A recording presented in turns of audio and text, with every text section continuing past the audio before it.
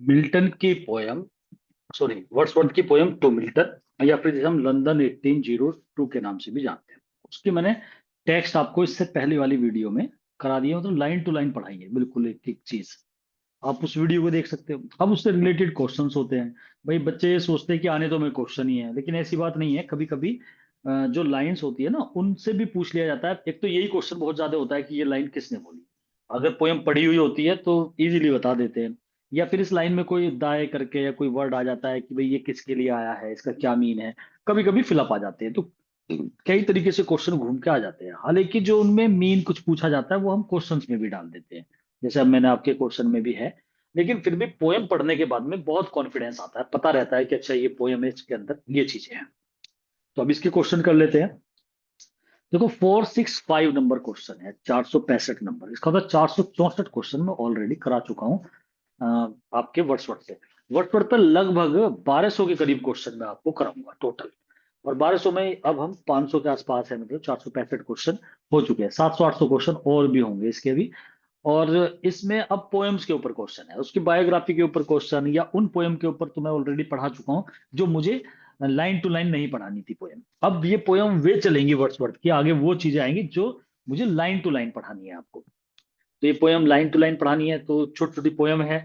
और इनमें से क्वेश्चंस बनते भी है, जैसे मैंने अभी टू मिल्टन पढ़ाई है आपको। तो उसके अब क्वेश्चंस है यहाँ पर, तो वो क्लियर हो जाएंगे। जिन बच्चों ने पोएम को ढंग से पढ़ लिया, ये समझ लो 80% क्वेश्चन तो वही है इसमें। वही बस लिख दिए हैं, ताकि एंड टाइम पे जब एग्जाम होता है तो हम पोएम को पढ़ते से कतरते हैं। क्योंकि पोएम पढ़ने में थोड़ा सा टाइम सा लगता है, लेकिन मैं आपको बता दूं, जब एग्जाम का टाइम आएगा और जब आप रिवीजन करोगे और जल्दी जल्दी क्वेश्चनों को करोगे, उस समय भी आप टेक्स्ट जो है उन्हें, उनके पेजेस अलग रख लेना। और उन्हें भी एक झटके में, क्योंकि देखो 14 ही तो लाइन है, एक झटके में पढ़ जाओ। जहां दिक्कत हो थोड़ा सा देख लो, तो वो नजरों के सामने को निकलेंगे ना। क्वेश्चन अलग पढ़ो, टेक्स्ट को भी एक बार को जरूर देख लो। जब रिवीजन करो तो टेक्स्ट का भी करो, ऐसा नहीं है। और उसमें आप बस इतना कर लेना कि जहां जहां जो वर्ड टफ सा लग रहा हो उसे लिख लेना उस टेक्स्ट पे, प्रिंट आउट निकाल करके। अब देखो क्वेश्चन। वर्ड्सवर्थ की जो पोयम है लंदन 1802, या हम इसका नाम टू मिल्टन भी कह सकते हैं, दोनों नाम। एक तो यही क्वेश्चन बन जाता है इसका। Is address to John Milton, ये किसको एड्रेस है? जॉन मिल्टन को, सीधा सा क्वेश्चन है।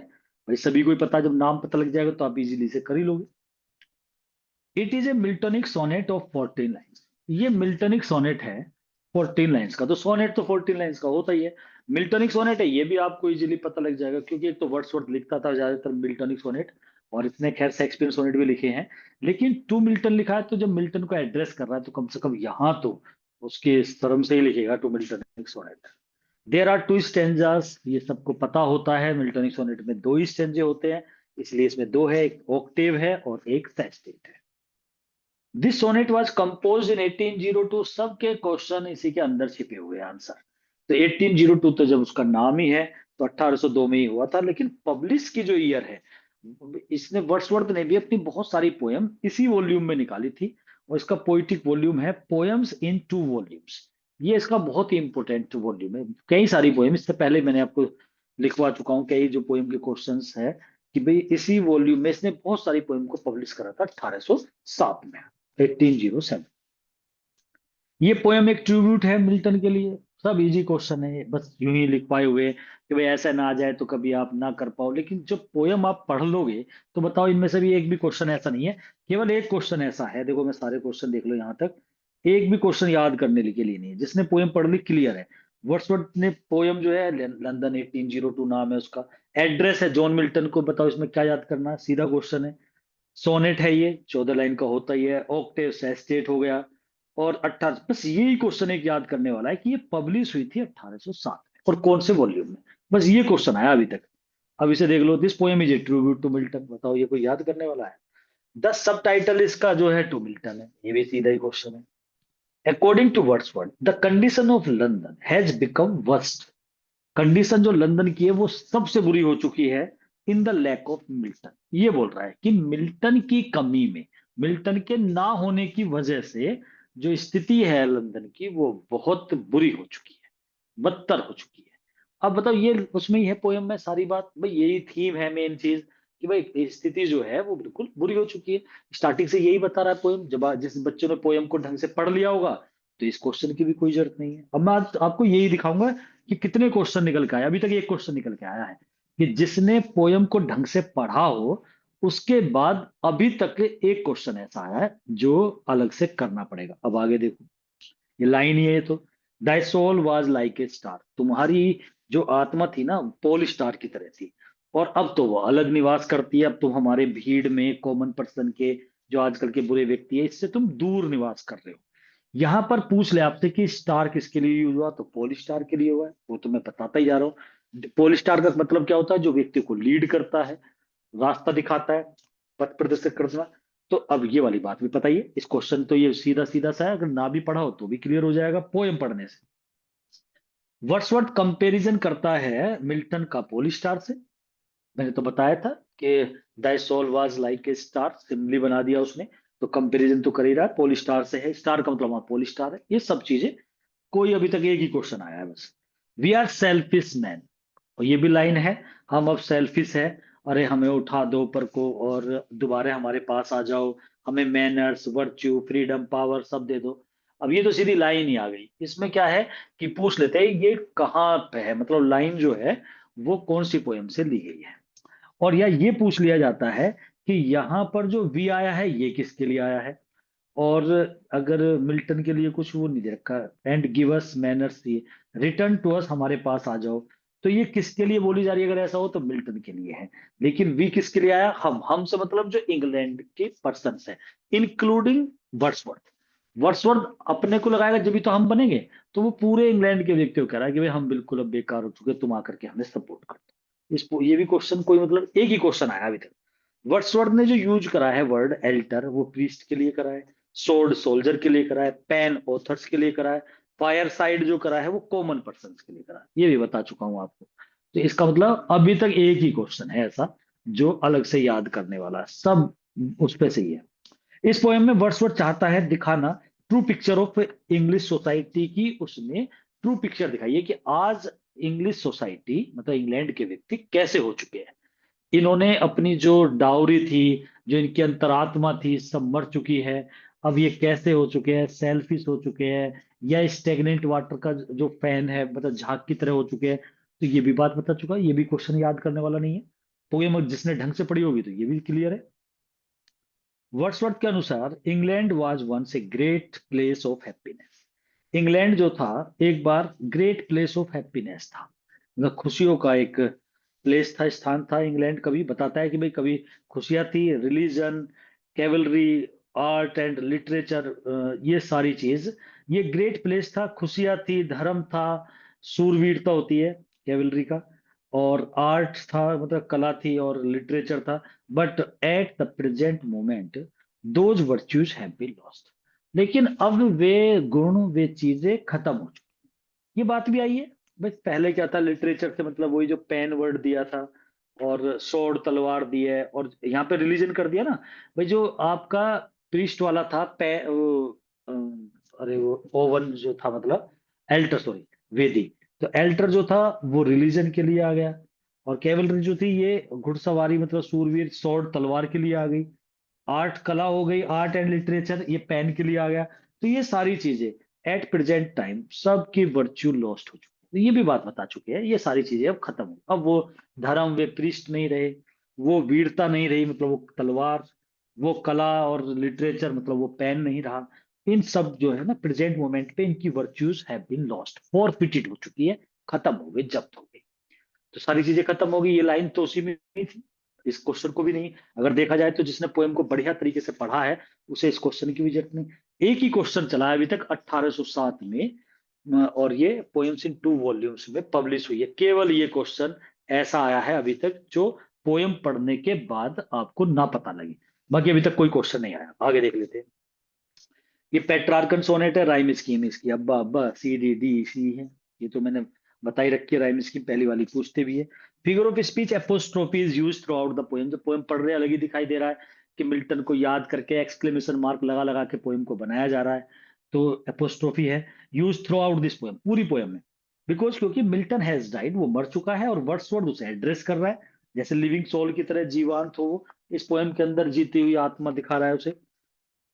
इन ऑक्टेव, तो अब तक कोई क्वेश्चन नहीं है। इन ऑक्टेव में ऊपर जो ऑक्टेव है 8 लाइन का, वर्ड्सवर्थ डिस्कस करता है about the current condition of England की। वो एक फैन ऑफ स्टेगनेंट वाटर हो चुका है, ऐसा सबने अपनी अंतरात्मा मार ली है, वो करंट कंडीशन दिखा रहा है इंग्लैंड की। जबकि जो सेस्टेट है उसमें वर्ड्सवर्थ प्रेज कर रहा है मिल्टन की, कि मिल्टन तुम तो ऐसे थे, तुझ से तुझ कार्य भी खुशी से किया करते थे, कॉमन ड्यूटीज के, तुम्हारी जरूरत है, तुम ऐसे हो, तुम महान हो, आकर के दोबारा आ जाओ, रेज कर दो हमें। तो लास्ट वाले जो सेस्टेट है उसमें प्रशंसा कर रहा है मिल्टन की, और पहली वाली में बता रहा है कि भाई आज इंग्लैंड ऐसा हो चुका है, जो इसका ऑक्टेव है 8 लाइन में इंग्लैंड की दुर्दशा बता रहा है। ये बात भी पोएम से क्लियर हो रही है। अभी तक भी कोई दूसरा क्वेश्चन नहीं आया, आप ये लगा लो इतने क्वेश्चंस। इसका मतलब ये इसलिए लिखे जाते हैं कि अगर कोई बच्चा पोएम को ढंग से नहीं पढ़ रहा है, लास्ट टाइम पे लास्ट मोमेंट पे आप क्या करते हो, क्वेश्चन क्वेश्चन पढ़ पढ़ के जाते हो, पोएम पे रिपीट नहीं करते उसे, तो आप कम से कम क्वेश्चन आपके सामने डाल दे, केवल इसलिए। और हाँ, ऐसा जरूर होगा कि सारे क्वेश्चन नहीं आए होंगे जब आप पोएम पढ़ोगे, तो उसमें कुछ चीजें पोएम से ही आएगी, मतलब सारी चीज तो नहीं लिख जाए भाई, सबसे पहले तो सारी लाइन ही नहीं लिखी जाए, पता नहीं कौन सी लाइन पूछ ले। थ्रू दिस पोयम, इस पोयम के दौरान वर्ड्सवर्थ ये चाहता है to draw the attention of English people towards, वो खींचना चाहता है जो इंग्लिश पीपल का, जो इंग्लैंड में रह रहे व्यक्ति रीडर्स है जो, उनका ध्यान खींचना चाहता है किस तरह, the worst condition of England, England की वो बुरी दशा दिखाना चाह रहा है कि देखो ऐसी हालत हो चुकी है, बचा लो आज भी इंग्लैंड को। तो वर्ड्सवर्थ तो इसलिए भाई, वर्ड्सवर्थ कोई मिल्टन के लिए तो लिख नहीं रहा कि भाई मिल्टन हकीकत में आ जाएगा, लेकिन वर्ड्सवर्थ मिल्टन का नाम लेके कि हालत इतनी बेकार हो चुकी है, मिल्टन जैसे व्यक्तियों की जरूरत है, वो आ जाए, सुधार दे, गाइड कर दे, ये कर दे। लेकिन फिलहाल क्या कर रहा है कि पब्लिक पढ़ेगी ना इसे, तो फिलहाल तो ये पोयम इसलिए है कि भाई देखो इस समय पब्लिक इसे पढ़ेगी, तो पढ़ने के बाद में जब इंग्लैंड के, तो उन्हें पता लगेगा what is the real condition of England, and they will improve themselves, वे अपने आप को इंप्रूव करेंगे after reading this poem. So this is the target of Wordsworth, to show the real condition of England. तो by the help of this poem, Wordsworth wants to show the real condition of England before all readers, जितने readers उनके सामने अपनी ये दिखाना चाहते हैं। And after knowing the real condition of England, England people, they will improve themselves, ये उसका टारगेट, सब कुछ अपने आप को सुधार ले। ठीक। In the starting of this poem की जब स्टार्टिंग होती है, पोइट बहुत ज्यादा फ्रस्ट्रेटेड सा दिखाई दे रहा है। आपको नहीं लग रहा है स्टार्टिंग जब करता है, वो पोएम को जब स्टार्ट करता है, तो वो एक तरीके से मिल्टन को याद करता है, और तुरंत बताता है, फ्रस्ट्रेटेड है, हताश है कि भाई सब कुछ बेकार हो चुका है, सब सब की जो अंतरात्मा है वो मर चुकी है। और उसने 6 एग्जाम्पल भी दिए कि ये सब चीजें खराब हो चुकी है। वो फ्रस्ट्रेटेड है स्टार्टिंग में, डिसअपॉइंटेड है, निराश है।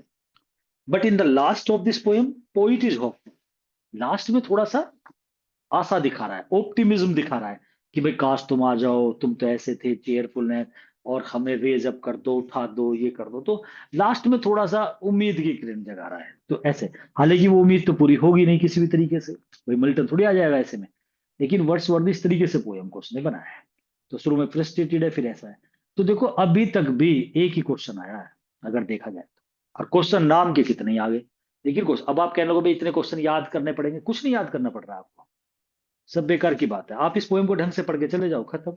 एक एक बार बस क्वेश्चन देख लो, जिससे कि कभी इस तरह से घुमा करके पूछ ले, ऐसे पूछ ले, सीधे सीधे आपको ना पता लगे, वो जरूर फायदा हो जाएगा।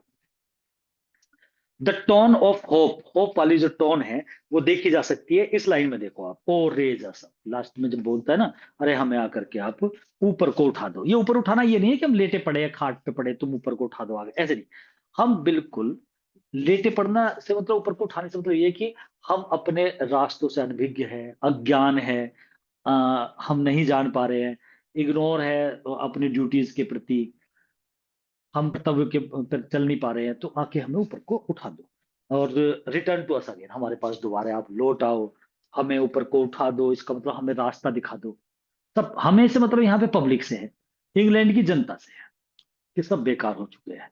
अब किसी तरह से कोई ऐसा इंसान आए, ऊपर को उठाए, दिखाए ये। अब वर्ड्सवर्थ डायरेक्ट अपनी तारीफ करता है कि भाई ऐसे कर लो वैसे, उसने घुमा के कर दी बात। वो यही कहना चाह रहा है कि भाई हम सब बेकार हो चुके हैं, हम सेल्फिश हो चुके हैं, तो क्यों कहीं ना कहीं हमें अब थोड़ा सा अपने अंदर इंप्रूवमेंट लाना चाहिए। जैसे आप सपोज करो, आप परेशान हो, आप पे जो हथियार है वही तो चलाओगे। अगर मैं टीचर हूं तो मैं बता के करूंगा, अगर मैं नेता हूं तो भाषण में बताऊंगा ये बातें, और अगर मैं राइटर हूं तो लिख के बताऊंगा, डायरेक्टर हूं तो फिल्म बनाऊंगा इस चीज पे, और दिखाऊंगा पब्लिक को कि देखो ऐसी ऐसी चीजें चल रही है, सुधार लो अपने आप को।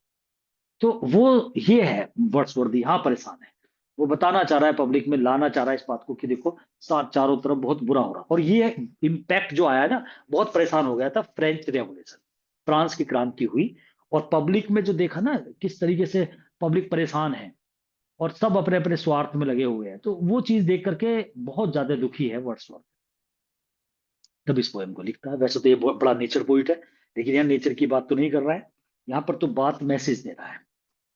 वो एक अलग बात है कि इसे पीबी शैली जैसे व्यक्ति मोरल यूनट बोल देते हैं, लेकिन वर्ड्सवर्थ मैसेज दे रहा है, डिटेक्टिव। हालांकि ये शिक्षा से भरी हुई चीजें ज्यादातर नेचर की बात करता है, ज्ञान वाली बात कम डालता है, लेकिन आज आप देखो कितना बढ़िया मैसेज दे रहा है।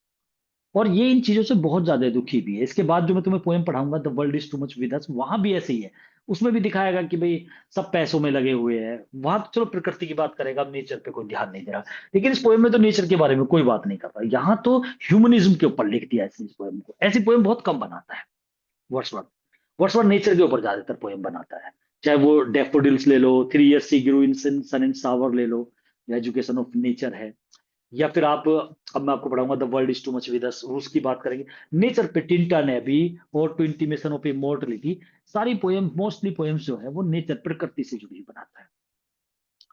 तो ये पोएम देखो एक थोड़ा सा ह्यूमनिज्म अब दिखा रहा है, इसमें दिखा रहा है कि भाई इंसान, इस पोएम को पढ़ने के बाद लगता नहीं है ऐसा कि ये वर्ड्सवर्थ ने लिखी होगी पोएम, क्योंकि वर्ड्सवर्थ तो प्रकृति की बात ज्यादा करता है। ऐसे जो मोरल मैसेज देना, ये काम तो जैसे गाल्सवर्दी जैसे व्यक्तियों का है, वो बहुत ज्यादा इन चीजों को करता है। वो देता है कि भाई समाज को सुधारने वाली बात करता है, रिफॉर्म, सोशल रिफॉर्मर जब भी तो कहा जाता था उसे, समाज सुधारक है। अब वर्ड्सवर्थ भी फिलहाल यहाँ पे तो इसने काम ऐसा ही कर दिया कि भाई इंग्लैंड की हालत बहुत बुरी हो चुकी है, और इंग्लैंड के व्यक्तियों के अंदर अंतरात्मा मर गई सबकी, सब बेकार हो गए, सबने अपने अपने जो व्यापार है धंधे बना लिए, सब ऐसे कहना चाह रहा है मतलब वो। और किसी तरीके से मिल्टन तुम आओ, इन्हें समझा दो, इन्हें एक रास्ते पे ले आओ। मिल्टन तो आएगा नहीं, पता इसे भी है वर्ड्सवर्थ को, लेकिन इस बात को डाल करके पब्लिक में डालना चाह रहा है कि देखो सब ऐसा हो चुका है, और ऐसा कोई व्यक्ति आके वही सुधार सकता है। अभी तक कोई क्वेश्चन नहीं, केवल एक ही क्वेश्चन आया, Wordsworth attitude towards Milton is reverend honourable. इस पोएम में जो वर्ड्सवर्थ का एटीट्यूड है मिल्टन के लिए, वो बहुत रिवरेंड माने भी सम्मानित होता है, ऑनर्ड भी, तो वो बहुत ज्यादा सम्मान देने वाला है। तो ये बात तो दिखाई दे ही रही है, कोई बात ही नहीं है इसमें तो।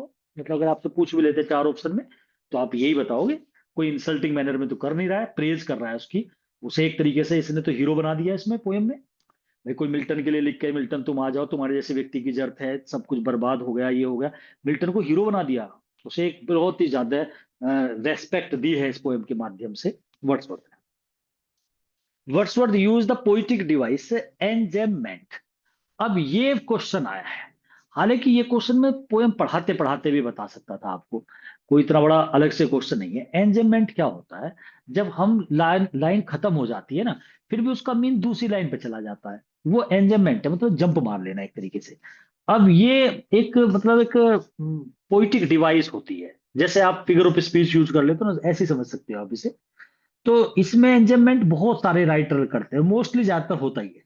भाई वर्ड का एक तो होता है कंप्लीट सेंस हो जाए, जैसे 4 लाइन हुई कंप्लीट हो गया, एक होता है लाइन से टूट के वर्ड दूसरी लाइन पे पहुंच जाए, पूरा नहीं होता, उसकी उसकी सेंस नेक्स्ट लाइन पे आ जाती है, नेक्स्ट स्टेंजे पे पहुंच जाती है।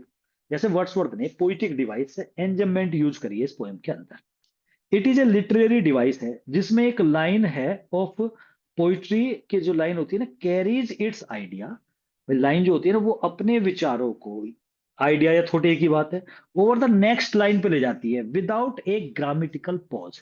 जैसे कोमा नहीं लगाया, फुल स्टॉप लगाया नहीं है, और एक लाइन में मतलब ये बिना लगाए, और आप दूसरी लाइन पे अपने आइडियाज को ले जाओ, या दूसरे स्टेंजे पे ले जाओ, बात खत्म नहीं करी आपने, उसे आप इस तरीके से दूसरे उस पर ले जाओ। तो ये एक लिटरेरी डिवाइस, जिसमें लाइन जो होती है पोइट्री की, carries its idea over to the next line, without a grammatical pause के बिना आप उस अपने विचारों को दूसरे से दूसरे पे तीसरे पे ऐसे उछालते रहो। उसे एक जगह जैसे 2 लाइन हो गई खत्म हो जाए, या स्टेंजा हो गया खत्म, ऐसा नहीं करते। उसे अपना आइडिया, वो चलती रहेगी बात आगे वाले में भी, तो उसे एनजेममेंट बोलते हैं। फिलहाल तो आप केवल इसमें, ये ज्यादातर सभी का ही होता है, ये कोई ऐसा नहीं है कि मतलब बहुत अच्छी डिवाइस है और इसे बड़े तरीके से यूज किया जा रहा है। मोस्टली पोइट्स इस काम को करते ही है, होता ही है। तो ये भी कोई क्वेश्चन ऐसा था नहीं, लेकिन चलो ये सामने आ गया तो एक दूसरा क्वेश्चन आप इसे कह सकते हो। हालांकि यही बात अगर मैं आपको पोएम पढ़ाते हुए बता देता तो ये क्वेश्चन भी इसमें से डिलीट हो जाता। The title of this poem is London 1802 जो है, ये क्यों है? बिकॉज वर्ड्सवर्थ दिखाता है ट्रू पिक्चर ऑफ लंदन इन 1802 में लंदन कैसा था वो पिक्चर दिखाई है, इसलिए इसका नाम लंदन 1802 कर दिया। टू मिल्टन क्यों अगर आपसे पूछे, क्योंकि वो मिल्टन को समर्पित करता है, उसे एड्रेस करके बोलता है, मिल्टन के बारे में कहता है, तो इसलिए इसका नाम टू मिल्टन है। लंदन 1802 इसलिए कि 1802 में लंदन की जो दशा थी, जो वो रियलिटी में शो कर दी वर्ड्सवर्थ ने, इसलिए इसका नाम लंदन 1802 है। तो कोई क्वेश्चन देखने वाला नहीं है, ये भी उसी में पोएम से ही है। Four things manners virtue freedom and power, इनकी बात आई थी ना कि भाई आप दोबारा आ जाओ और ये चीजें हमें दोबारा दे दो, manners virtue freedom power should be given to English people. ये चार चीज इंग्लिश पीपल में गिवन होनी चाहिए। हमें रेज अप कर दो, रिटर्न टू अस अगेन, दोबारा आ जाओ, और ये सारी चीज हमें दोबारा दे दो। ये जो कर रहा है वो रिक्वेस्ट कर रहा है वर्ड्सवर्थ मिल्टन से कि आप आ जाओ और इन चीजों को हमारे अंदर दोबारा से रिस्टोर कर दो। तो वे चीजें कौन सी है? वो तौर तरीके जो कभी पहले हुआ करते थे, वे वर्च्यू, वे गुण, पुण्य, फ्रीडम स्वतंत्रता, वो पावर ताकत, तो जो अब तो सब बेकार हो चुका है, वो हमें दोबारा से दे दो। तो ये तो उसमें पोयम में ही है, लाइन है, पोयम के वर्ड है ये, इन चारों को वापस मांगने की बात करता है। स्टेगनेंट वाटर जो है, स्टेगनेंट होता है रुका हुआ पानी, वो रिप्रेजेंट करता है lack of individualism in London. London में कमी है, इंडिविजुअलिज्म होता है व्यक्तिगतवाद, इंडिविजुअल होता है अलग अलग हम, इसकी कमी है। इसका मतलब हर इंसान अपने आप में कुछ कर दिखाए, वो नहीं है। इसलिए जो स्टेगनेंट वाटर है ना, रुका हुआ पानी, और वो रिप्रेजेंट करता है the lack of individualism in London. London के अंदर कोई भी व्यक्ति की अपनी एक अलग पहचान नहीं है। मतलब इंडिविजुअल होता है, ग्रुप होता है। जैसे इंडिविजुअल में आपसे कहूं कि मैं इंडिविजुअली क्वेश्चन पूछूंगा, एक क्वेश्चन तो मैं पूछ लेता हूँ कि आप कोई भी बताओ। एक होता है इंडिविजुअल पूछना, मतलब मैं अलग नाम दे दे के पूछूंगी, भाई आप बताइए, ए बताओ, बी बताओ, सी बताओ। तो वो क्या होता है कि वो इंडिविजुअल होता है, यहाँ अलग अलग इंसानों की बात हो रही है। तो स्टेगनेंट वाटर जो है ना, पानी रुका हुआ है, रुकने से मतलब ये है कि कोई व्यक्ति कुछ कर नहीं रहा है, सब कुछ बंजर हो चुका है। तो ये रिप्रेजेंट करता है कमी है, इंडिविजुअलिज्म की कमी है। अब इंडिविजुअलिज्म अलग से कोई व्यक्तिगत व्यक्ति, जैसे पहले हुआ करते थे कि भाई एक महात्मा गांधी है, उसने कुछ करके दिखा दिया, मिल्टन था अपने आप में एक नाम था, वो कुछ करके दिखा रहा। अब वो नहीं है, व्यक्तिगतवाद और जो एक पहचान है व्यक्तिगत, वो नहीं है, उसकी कमी हो चुकी है। अब व्यक्ति कोई ऐसा निकल के नहीं आ रहा है। तो स्टेगनेंट वाटर ऑफ हो चुका है, फैन ऑफ स्टेगनेंट वाटर जो लंदन की स्थिति है। आयम्बिक पेंटामीटर यूज करे हैं इस सोनेट के अंदर, तो ये डिवाइस है। बस ये तो आपको ध्यान रखना है, आयम्बिक पेंटामीटर कौन सी डिवाइस यूज कर दी उसने, मीटर कौन सा यूज करा है, तो आयम्बिक पेंटामीटर। थीम जो है इस पोएम की, वो सोशल डिक्लाइन हो गया, समाज का पतन हो रहा है। देखो इसी थीम का जरूरी नहीं है कि यही लिखा हुआ है आपको सेम टू सेम। थीम एक तो दो तीन भी हो जाती है, पहली बात ध्यान रखो हमेशा, एक थीम जरूरी नहीं है एक ही थीम हो। जैसे आपने कोई मूवी देखी, उसमें आपकी थीम क्या ही हो सकती है। अगर मैं आपको थ्री इडियट मूवी की बात करूं और आपसे कहूं भाई बताओ इसकी थीम क्या है, तो कुछ बच्चे कहेंगे भाई इसकी थीम ये है, ये मतलब थीम से मतलब है कि ये इस बात को लेके पोयम लिखी है, मतलब ये इस बात का मैसेज देती है, तो इसका सार पोयम पोयम है या फिल्म है। तो थ्री इडियट मूवी ज्यादातर सबने देखी है। अगर हम बात करें, मैं कहूंगा आपसे भाई इसकी थीम ये है कि जो बालक जो कुछ करना चाहता है, उसके अंदर जो भी टैलेंट है उसे उस पे ही डालो, जबरदस्ती अपने अनुसार मत चलाओ। ये अगर देखा जाए तो एक थीम इसकी ये है, बिल्कुल परफेक्ट। इसी बात को लेकर के ये लिखी है। वैसे इसमें अगर अब दूसरी थीम की बात अगर करी जाए कि भाई और क्या थीम इसमें आपको नजर आती है कि भाई इसमें और क्या है, तो उसमें कहीं ना कहीं ये भी थीम आती है कि हमें क्वेश्चनों को रटना नहीं चाहिए। अगर हम उसमें जाए ना, पढ़ाई जब होती है समझ के करना चाहिए, और ज्यादा समय देना, टाइम देना, वो कोई भी मतलब एक लॉजिक नहीं है कि एक अच्छी पढ़ाई का सक्सेस होने का। और उसने तो बल्कि वो भी बात जो कही है कि सक्सेस क्या है, अगर वो ये बात करे कि जॉब लेना सक्सेस नहीं है, मतलब आपकी लाइफ में सफलता प्राप्त करना यही सक्सेस है। आप अगर सेटिस्फाइड हो और आप अपनी जिंदगी में अगर आप सेटिस्फाइड हो, संतुष्ट हो, तो ये सक्सेस है। और ये भी उसने कहा इसमें मतलब ये है कि आप रट विद्या ना करें, ये चीज का मैसेज दिया उसने कि समझने चाहिए। वो देखो कितना सारे काम करता था फिर भी सबसे अव्वल आता था। उसके पीछे क्या था कि वो चीजों को समझता था, प्रैक्टिकली उसमें जाने की कोशिश करता था, न कि रट्टाफिकेशन। और उसका उसने वो भी मैसेज दिया था आमिर खान ने, जब वो बोर्ड पे कहता है इस वर्ड को बताओ भाई, कौन बताएगा इसे, और सब डिक्शनरी उसमें ढूंढने लगते हैं, फिर वो कहता है अरे देखो ये तो नाम ही थे, तो कुछ थोड़ा सा माइंड यूज कर लेते। तो वो भी एक मैसेज इस मूवी का था। तो कभी कभी थीम मतलब हमारी ऐसे भी बनती है, दो बन जाती है, तीन भी बन जाती है, कभी कभी बालक एक ही बात को बैठ जाते हैं जिसकी तो थीम ये है। अब वो सोशल डिक्लाइन थीम है। अब ये बात सोशल डिक्लाइन वर्ड ही लिखा हुआ थोड़ी आएगा वहां पे, वो कुछ भी आ सकता है। भाई जो इसकी थीम है, इस पोएम की पूरी थीम अगर देखें, तो जो पब्लिक है, जो मतलब जनता है, या जो इंग्लैंड है पूरा का, जनता भी आ सकता है लिखा हुआ, या इंग्लैंड के बारे में भी आ सकता है, कि इंग्लैंड जो है ना इस समय टोटली करप्टेड हो चुका है, उसका पतन हो रहा है, डिक्लाइन हो रहा है। यही थीम है कि भाई जो इंसान है जो इंग्लैंड के अंदर, अब वो व्यक्ति के ऊपर भी आ सकता है, कि जो पर्सन है ना, वो जो लाइन थी ना, they have forfeited their inward happiness को वो खत्म कर चुके हैं, अपनी अंतरात्मा उनकी मर चुकी है, इसका मतलब ये है। तो वो ही इसकी थीम है। अब वो एक छोटे से वर्ड में कर दिया, सोशल डिक्लाइन हो गया, समाज का पतन हो जाना, ये थीम है। तो इंग्लैंड का पतन, समाज का पतन, इंग्लैंड के व्यक्तियों का पतन हो जाना, ये इसकी थीम है। अब वो बात नहीं रही पहले वाली, तो थीम इस तरीके से मतलब घुमा करके बात पूछी जा सकती है, जरूरी नहीं है कि अब यही वर्ड, अब यही हो गया थीम।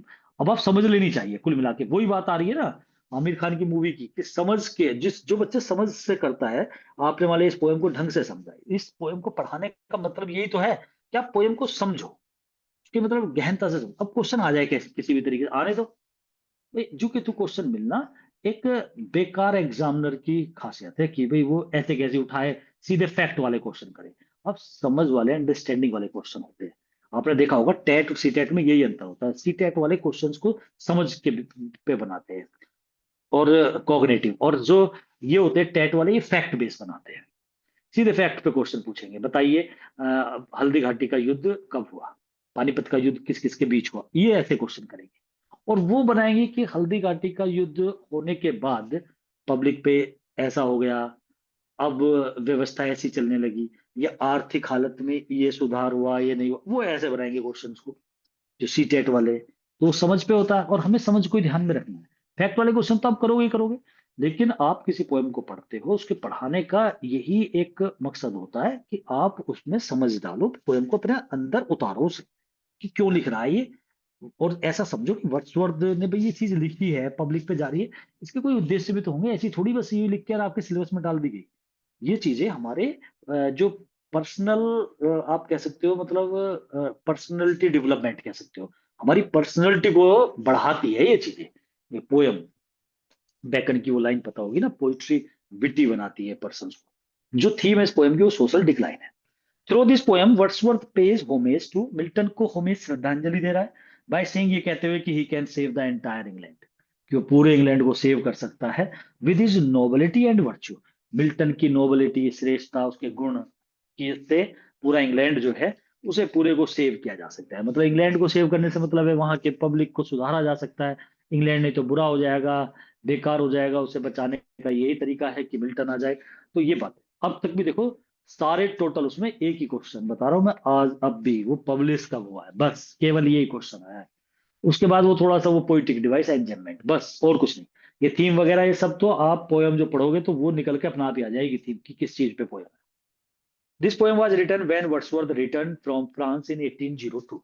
जब फ्रांस से वो वापसी करी उसने, तब ये पोएम लिखी थी। हालांकि ये बात मैंने बताई थी आपको, फ्रेंच रेवोल्यूशन में वो फ्रांस की क्रांति जो हुई थी वो फ्रांस में था, वहीं से वो थोड़ा डिसअपॉइंटेड भी हो गया था। तभी आगे उसने इस तरीके की पोएम दुख से भरी हुई, और थोड़ा उसी से प्रभावित होकर के जो हालत पब्लिक की फ्रांस में हो रही थी वो उसने इंग्लैंड में भी देखी, कि भाई यहाँ भी कहीं सिविल वॉर ना हो जाए इसी तरीके से। तो ये भी क्वेश्चन मतलब ऐसा था, हालांकि अलग है क्वेश्चन, पोएम पे नहीं है बिल्कुल। लेकिन जब पोएम पढ़ाते हैं तो ये वाली बात आ जाती है, बताई भी थी मैंने आपको कि वो फ्रेंच रेवोल्यूशन के क्वेश्चन। मिल्टन एक्सप्रेस करता है अपनी डीप लॉन्गिंग, लॉन्ग माने तरसना होता है, इच्छा करना, लालसा करना, लॉन्ग फॉर, तरसना किस चीज के लिए, मिल्टन के गाइडेंस के लिए, कि भाई मिल्टन का गाइडेंस मिल जाए in a time of moral and spiritual decline. ये जो मोरल का और स्पिरिचुअल डिक्लाइन हो रहा है ना, मतलब एक मोरलिटी का डिक्लाइन हो रहा है, स्पिरिचुअलिटी आध्यात्मिकवाद का, डिक्लाइन पतन हो रहा है, ऐसे समय में मिल्टन की गाइडेंस हमें अगर मिल जाए, उसके लिए तरस रहा है यहाँ पर वर्ड्सवर्थ। तो एक तरीके से इस पोएम के अंदर वर्ड्सवर्थ लॉन्ग फॉर करता है, तरसता है, अपनी इच्छा जागृत कर रहा है कि कहीं ना कहीं एक मोरल और स्पिरिचुअल डिक्लाइन जो है उसमें उसका मिल्टन का गाइडेंस मिल जाए, उसके गाइडेंस के लिए तरसता है। वर्ड्सवर्थ प्रेजेंट करता है his lament in the octave में, उस वो एक अपना लेमेंट, दुख दिखाता है, and his plea for guidance in the sestet, sestet में वो एक दलील दे रहा गाइडेंस के लिए, हे मिल्टन तुम आ जाओ, तुम इन वर्चू सबको रिस्टोर कर दो, हमें रेज कर दो, ऊपर को उठा दो, रिटर्न कर दो। तो सेकंड सेस्टेट में मिल्टन को याद कर रहा है कि भाई तुम आ जाओ, ये कर दो। और पहले वाले में जो ऑक्टेव उसमें लेमेंट कर रहा है, विलाप कर रहा है। किस चीज के ऊपर विलाप कर रहा है कि अरे सब कुछ बर्बाद हो गया, अब ये फैन ऑफ स्टेगनेंट वाटर की तरह इंग्लैंड हो गया, सब सेल्फिश हो गए, सारी जो डाउरी थी वो inward quality, way 6 person, 6 type of the person है, वो सब सबने अपने अपने अंदर की जो आत्मा सबकी मर गई, और कैसे तुम आ जाओ। वहां पर लेमेंट कर रहा है, फर्स्ट वाली में लेमेंट कर रहा है, प्रॉब्लम दिखा रहा है। यही तो होता है, प्रॉब्लम क्रिएट होती है, फिर उसका सोल्यूशन बताता है। सोल्यूशन कौन है? मिल्टन। मिल्टन जैसा व्यक्ति कोई या मिल्टन आ जाए, ऐसे कहता है। This poem is written in second person technique. ये सेकंड पर्सन टेक्निक में है। सेकंड पर्सन होता है यू, फर्स्ट पर्सन आई और we, second person you, third person में बाकी सब। तो यू, इसमें सब जगह यू ही आ रहा है ना। मिल्टन, दो should be here, thy voice was, ये तुम्हारी आवाज ऐसी थी। तो सेकंड पर्सन टेक्निक में है, तो ये भी सीधा सा है। बस एक बार ये सामने आ गया, थोड़ा सा अच्छा हो गया कि आ गया, आपको पता लग गया। लेकिन है पोयम पे क्वेश्चन, सीधा सीधा सा, एक बार देख के बिल्कुल क्लियर हो जाएगा। तो ये भी ठीक है। The poem has two main purpose, दो पर्पज है, one of which is to pay homage to Milton. एक पर्पज तो ये है कि मिल्टन को एक होमेज दे दी। होमेज से मतलब होता है श्रद्धांजलि दे दी, उसे एड्रेस कर दिया, मिल्टन की एक ट्रिब्यूट है। एक तो ये पर्पज पूरा हो गया वर्ड्सवर्थ का, बाय सेइंग, ये कहते हुए that he can save England with his nobility and virtue. तो this poem has two main purposes, दो पर्पज है, वन ऑफ विच, जो एक पर्पज ये है कि मिल्टन को श्रद्धांजलि है, ये कहते हुए कि वो ही बचा सकता है इंग्लैंड को अपनी नोबिलिटी और वर्च्यू से, अपनी श्रेष्ठता से और गुणों से। एक पर्पज तो ये हो गया। सेकंड आगे होगा, the other purpose is of the poem is to draw attention to what Wordsworth feels are the problems with English society. और दूसरा पर्पज इसका ये है, एक तरफ तो मिल्टन को और दूसरा पब्लिक में ये बताना कि भाई देखो हालत ऐसी हो चुकी है। The other purpose of poem is to draw attention, एक ध्यान को खींचना है, अटेंशन को खींचना। किसकी अटेंशन? पब्लिक की। पब्लिक से मतलब रीडर्स की, भाई रीडर ही पढ़ेंगे इसे, उनकी उनके ध्यान को खींचना। टू व्हाट वर्ड्सवर्थ फील्स, जो वर्ड्सवर्थ महसूस करता है उसकी तरफ। अब वर्ड्सवर्थ क्या महसूस करता है? Are the problems with English society, जो प्रॉब्लम्स है, जो वो महसूस करता है, समस्याएं इंग्लिश सोसाइटी के साथ। अब वे समस्याएं वही है जो स्टार्टिंग में बता रहा है कि भाई बिल्कुल बिल्कुल खोखला हो चुका है इंग्लैंड, और ये जो altar, pen, sword, fireside, और जितने भी ये बावर में और हॉल में रहने वाले मेल फीमेल, इन सब ने अपनी अंतरात्मा को मार लिया है। ये प्रॉब्लम्स जो वो फील कर रहा है, और इस प्रॉब्लम की तरफ को पब्लिक का ध्यान पहुंचाना, ठीक है, ये भी इसका टारगेट है। और दूसरा मिल्टन को श्रद्धांजलि देना। ये दो बात आप ध्यान रखो। पोएम के अंदर की लाइनें हैं, कुछ नहीं है। According to Wordsworth, England was once a great place of happiness. Wordsworth कहता है कि कभी पहले इंग्लैंड जो था, एक बार हैप्पीनेस का प्लेस था, खुशहाल। इनवर्ड हैप्पीनेस कहता है ना, वो सब फॉरफिटेड हो गई है। तो पहले कभी खुशियां थी, प्लेस ऑफ हैप्पीनेस, खुशी भी थी, रिलीजन धर्म भी था, शूरवीरता भी थी, आर्ट कल्चर भी था, और लिटरेचर साहित्य सब कुछ था। मतलब पोइट के अंदर भी वो बात थी, सोड तलवार सब चीजें थी। But at the present moment those virtues have been lost. अब सब कुछ खत्म, अब पहले वाली बात नहीं रही। ये बात सब लाइन है उसमें ही है। Wordsworth can only describe modern England as a swampland where people, Wordsworth ने मॉडर्न इंग्लैंड को इस तरीके से डेस्क्राइब किया है। आज का जो इंग्लैंड है वर्तमान में, एट प्रेजेंट कैसा है? एज ए स्वैम्पलैंड जो होता है ना, वो होता है दलदली जमीन। अब दलदली जमीन आप देखो, वो किसी काम की नहीं, वो मतलब जैसे दलदल है कहीं पर, तो वो किस काम का है ना, उसमें आप कुछ उपजा सकते हो ना कुछ बना सकते हो, वो किसी, जैसे उसने वो बोल दिया फैन ऑफ स्टेगनेंट वाटर। तो आजकल इंग्लैंड की स्थिति एक तरीके से स्वैम्प लैंड की है, जहां पर पीपल जो है ना वो सेल्फिश हो चुके हैं, मस्ट बी टोट, अब उन्हें सिखाया जाना चाहिए about things like manners, virtue, freedom, power. यही बात सिखाने के लिए बात तो करता है। अब उनमें ये चीजों की कमी हो गई तो इन चीजों को सिखा देना चाहिए। तो ये बात तो पहले भी बात कर चुके हैं। क्वेश्चन बस एक वर्ड आया है इसमें अलग से, दलदली जमीन। तो ये क्वेश्चन थे इसके।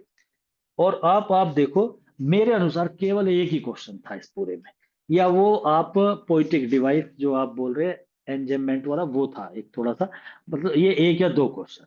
बाकी देखो क्वेश्चन कितने थे, 25-30 क्वेश्चन। एक भी क्वेश्चन ऐसा नहीं था जो आपकी पोयम से बाहर हो। जिन बच्चों ने पोयम को ढंग से पढ़ ले एक बार, उसका सब कुछ क्लियर हो जाता है। तो मैं यही बताना चाह रहा था कि इसकी जो पोयम्स है, उसे आप बढ़िया टेक्स्ट, मतलब कम कोई भी पोयम आए वर्ड्सवर्थ की, उसका टेक्स्ट बेहतरीन तरीके से पढ़ लेना। आपको जरूरत नहीं पड़ेगी क्वेश्चंस की, समझते हुए। और मैं कोशिश करता भी हूँ कि पोयम को एकदम पढ़ा करके सीधी सीधी लाइन ना बता के समझाने की कोशिश करता हूँ, और ज्यादा करूंगा आगे। लेकिन ये पोयम, ये मैसेज आपको मैं बताना चाह रहा हूँ कि बढ़िया तरीके से पोयम को ही कंप्लीट कर, और क्वेश्चन को एक बार देख जाओ बस। थोड़ा सा हटट के तरीके, जैसे इस तरीके से पूछा जा सकता है, वो थोड़ा तरीका आ जाता है कि हाँ भाई ऐसे आ सकता है क्वेश्चन। बस वो ध्यान रखना है। ठीक है ना, यहीं तक क्वेश्चन।